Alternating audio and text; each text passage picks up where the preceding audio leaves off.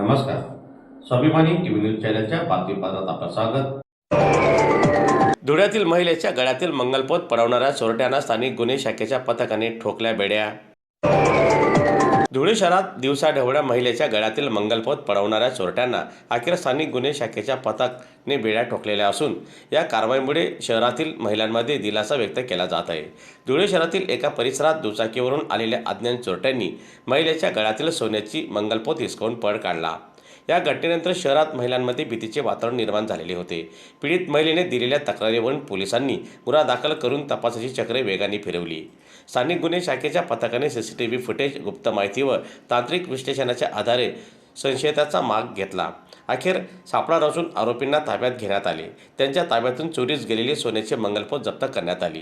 दरम्यान सदरची कारवाई ही धुळे जिल्हा पोलीस अधीक्षक यांच्या मार्गदर्शनाखाली LCB पथकाचे प्रमुख श्रीराम पवार साहेब यांच्या पथकाने ही कारवाई केली आहे. संध्याकाळी 8 वाजेच्या सुमारास पश्चिम देवपूर पोलीस स्टेशनच्या हद्दीत कॉलनी परिसरामध्ये एका महिलेची मंगळसूत्र, सोन्याची चेन स्नॅचिंग केल्याबाबतचा मेसेज संपूर्ण शहरामध्ये पास झाला. त्या अनुषंगाने यापूर्वीच मान्य पोलीस अधीक्षक श्री श्रीकांत देवरे यांनी शहरामध्ये व तसेच इतर पोलीस स्टेशनच्या हद्दीमध्ये ज्या प्रकारे चेन स्नॅचिंग होतात, बतावणीचे गुन्हे घडतात, तर त्यांनी सर्व पोलीस स्टेशन प्रभारी अधिकारी आणि स्थानिक गुन्हे शाखेचे अंमलदार अधिकारी यांना शहरामध्ये पेट्रोलिंग करण्याबाबत आदेशित केलेले होते. त्या अनुषंगाने स्थानिक गुन्हे शाखेचे पथक एक शहरामध्ये पेट्रोलिंग करत असताना त्यांना सुद्धा ही माहिती प्राप्त झाली. त्याचवेळी स्थानिक गुन्हे शाखेतील आमचे सर्व अंमलदार, त्याचप्रमाणे पोलीस अधिकारी PSI श्री अमरजित मोरे, पश्चिम देवपूर पोलीस स्टेशनचे हवालदार साठे, पोलीस कॉन्स्टेबल किरण साळवे या सर्वांनी शहराच्या बाहेर जाणारे जे मार्ग होते ते मार्ग या सर्व अंमलदारांनी 2-2 अंमलदार एका गाडीवर असे ब्लॉक केले आणि संशयास्पद फिरणारी गाडी आणि फिर्यादी यांनी दिलेल्या माहितीप्रमाणे एक संशयास्पद गाडी आम्हाला दिसून आली.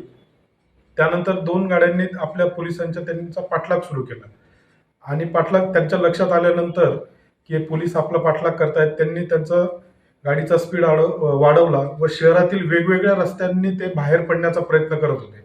परंतु आपण आधीच नियोजनबद्ध पद्धतीने शहरातून बाहेर जाणारे मार्ग ब्लॉक केल्यामुळे त्यांना शहराच्या बाहेर जाता आलं नाही व एका ठिकाणी गिंदोडिया चौकाच्या जवळ त्यांनी स्थानिक गुन्हे शाखा नेमणुकीचे 2 अंमलदार राहुल गिरी आणि हर्षल चौधरी हे पोलीस आहेत हे त्यांच्या लक्षात आल्यानंतर त्यांचा जीव घेई या अनुषंगाने त्यांच्या अंगावर त्यांनी गाडी घातली. त्यामध्ये दोन्हीही अंमलदार जखमी झाले. परंतु अशा परिस्थितीतही त्यांनी त्यातल्या एका आरोपीला ताब्यात घेतले.